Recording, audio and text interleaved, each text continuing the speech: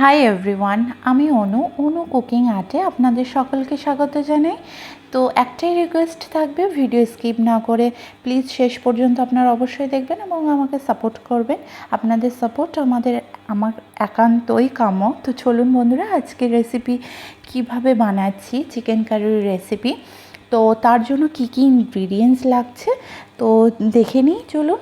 Chicken কারির recipe বানানোর জন্য সর্বপ্রথম 200 গ্রাম আলু নিয়েছি এবং আলুগুলো বড় থাকলে 1/2 করে নেবেন এবং ছোট সাইজের থাকলে অ্যাজ ইট ইজ রেখে দেবেন। আলু কেটে নেওয়ার পর জলে একটু ধুয়ে নিতে হবে যাতে আলু কালো না হয়ে যায়। এইবার নিয়ে নিচ্ছি একটা বড় কড়ার মধ্যে 50 মিলি মতো সরিষার তেল দিচ্ছি। তেল গরম হয়ে গেলে আমি এখানে আলুগুলোকে তেলের মধ্যে ভেজে নেব। ভাজার সময় একটু লবণ ও একটু হলুদ দিতে ভুলবেন না। আলুর মধ্যে খুব সুন্দর কালারও চলে আসবে এবং লবণটাও চলে যাবে। একটা কথা মাথায় রাখতে হবে, এখানে আলুটা বেশি ভাজলে হবে না, প্রায় 60%-এর মতো ভাজলেই হবে।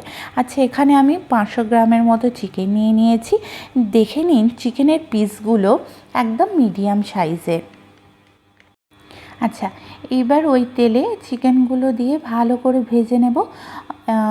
ততক্ষণ পর্যন্ত ভাজবো যতক্ষণ পর্যন্ত এরকম একটা সুন্দর কালার না চলে আসছে। দেখুন বন্ধুরা, এইবার ওই তেলেরই মধ্যে একটি তেজপাতা, 2টি শুকনো লঙ্কা এবং 7 থেকে 8টি কারি পাতা ও 8 থেকে 10টি গোলমরিচ দিয়ে ভালো করে নাড়াচাড়া করে নেব।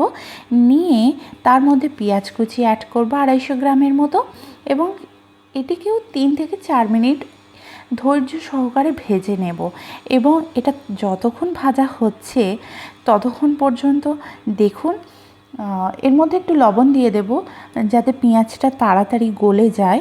তো আপনারাও এরকম করবেন এবং 3 থেকে 4 মিনিট একটু নাড়াচাড়া করবেন। দেখবেন তাড়াতাড়ি পেঁয়াজটা গলে যাচ্ছে এবং একটা সুন্দর কালার চলে আসছে। তো বন্ধুরা দেখুন, ভাজা চিকেন যেগুলো রেখেছিলাম সেগুলোকে ম্যারিনেশন করার জন্য কিনেছি 50 গ্রামের মতো টক দই ভালো করে ফাটিয়ে নিয়েছি।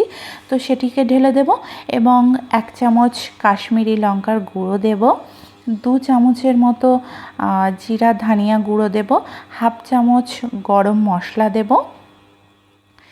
দিয়ে এই সমস্ত উপকরণগুলিকে ভালো করে হাত দিয়ে মিশিয়ে নেব। দেখুন ভিডিওতে যেভাবে দেখাচ্ছি সেইভাবেই আপনারা ভালো করে হাত দিয়ে মেশাতে থাকবেন যাতে প্রতিটি চিকেনের মধ্যে ইনগ্রিডিয়েন্টসগুলো ভালো করে ঢুকে যায় বা ভালো করে ম্যারিনেশন হয়। তো ম্যারিনেশন করে আমি 10 থেকে 15 মিনিট এটিকে রেখে দেব। এখানে বলে রাখি, দই দেওয়ার একটাই কারণ চিকেনটা খুব বেশি নরম হবে এবং খেতে তো খুবই টেস্টি হয়। তো দেখবেন বন্ধুরা, টক দই দেওয়ার জন্য চিকেনটা তো খুব তাড়াতাড়ি নরম হয়ে যাবে এবং খেতে ভীষণ পরিমাণে টেস্টি হবে। আপনারা প্লিজ একবার এইভাবে ট্রাই করে দেখবেন। তো চলুন বন্ধুরা, আমার পেঁয়াজগুলোকে দেখে নিই। পেঁয়াজগুলো তো ব্রাউন কালার হয়ে গেছে। এর মধ্যে 2 চামচ আদা রসুন বাটা দিয়ে দেবো এবং ভালো করে নাড়তে থাকবো যতক্ষণ পর্যন্ত আদা রসুন বাটার কাঁচা গন্ধ না চলে যায়। তো তার মধ্যে এবারে আমি একটু 1 চামচ হলুদ গুঁড়ো দিয়ে দেব, কারণ আমি ম্যারিনেশনে হলুদ গুঁড়ো দিইনি। এখন হলুদ গুঁড়ো দিলে কি হবে, কালারটা খুবই সুন্দর আসবে। এবং আমরা একটি মিডিয়াম সাইজের টমেটো অ্যাড করব এর মধ্যে। দেখুন ঠিক এইভাবে চপিং করে নেবেন টমেটোগুলোকে এবং টমেটোগুলো দিয়ে একটু নাড়াচাড়া করতে থাকবেন 1 থেকে 2 মিনিট। তো এটা অলরেডি ডিসলভ হয়ে যাবে এর মধ্যে।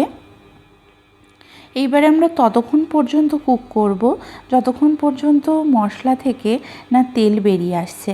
কিন্তু বন্ধুরা একটা জিনিস মাথায় রাখবেন, এখানে বেশি টমেটো আপনারা ব্যবহার করবেন না, কারণ এর মধ্যে অলরেডি চিকেনের মধ্যে আমরা দই ব্যবহার করেছি। তো টমেটোর পরিমাণটা একটু কম রাখলে খুবই সুন্দর ফ্লেভার আসবে এবং টেস্টও হবে।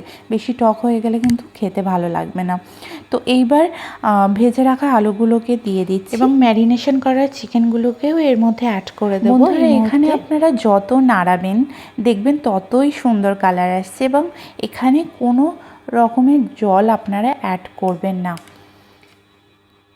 চিকেন থেকে যে জল বেরিয়ে আসবে তার মধ্যেই এটিকে কুক করতে হবে 7 থেকে 8 মিনিট। দেখুন বন্ধুরা, আমি লিডটা বন্ধ করে দিয়েছি। আপনারা 7 থেকে 8 মিনিট এরকমভাবে অপেক্ষা করবেন। এবার 7 থেকে 8 মিনিট হয়ে গেছে। দেখুন বন্ধুরা, কত সুন্দর কালার চলে এসেছে। ঠিক এই স্টেজে আপনাদের, তো বন্ধুরা কেমন লাগছে, কত সুন্দর কালার চলে এসেছে। আপনারাও বানিয়ে ফেলুন বাড়িতে ঝটপট করে। এখানে দেখুন 3টি এলাচ অ্যাড করেছি আমি, এবং এটিকে একটু নাড়াচাড়া করে নেব ভালো করে, যাতে এলাচের যে স্মেলটা সেটি চিকেনের মধ্যে ভালো মতো চলে যায়। এবং এখানে সামান্য পরিমাণে পানি অ্যাড করব, কিন্তু সামান্য পরিমাণে অ্যাড করবেন, বেশি অ্যাড করবেন না। এইবার আরও 3 থেকে 4 মিনিট আমি লিডটা বন্ধ করে 3 থেকে 4 মিনিট কুক করে নেব। এবং এখানে দেখুন আমার কুকিং চলছে, আমার কুক করা হয়ে গেছে। এবং তার মধ্যে দিয়ে দেবো ধনেপাতা কুচি অ্যাড করে দেব। তো দেখুন বন্ধুরা, আমার রেসিপিটি প্রায় কমপ্লিট। তো আশা করি এই রেসিপিটি আপনাদের নিশ্চয়ই ভালো লেগেছে। তো প্রতিবারের ন্যায় একটাই কথা বলি, প্লিজ আমার চ্যানেলটি সাবস্ক্রাইব করতে ভুলবেন না। লাইক শেয়ার সাবস্ক্রাইব করতেই হবে। তো সবার আগে নোটিফিকেশান পেতে পাশে থাকা বেল আইকন প্রেস করতে ভুলবেন না। এবং কেমন লেগেছে রেসিপিটি কমেন্টে অবশ্যই জানাবেন। আপনাদের কমেন্টের অপেক্ষায় আমি বসে থাকি। আপনাদের সুন্দর সুন্দর কমেন্ট আমাকে অনেক বেশি মোটিভ করবে আরও নতুন নতুন রেসিপি বানানোর জন্য। তো আবারও দেখা হচ্ছে নতুন এক রেসিপির সঙ্গে। সবাই সুস্থ থাকবেন, ভালো থাকবেন। টাটা, ধন্যবাদ।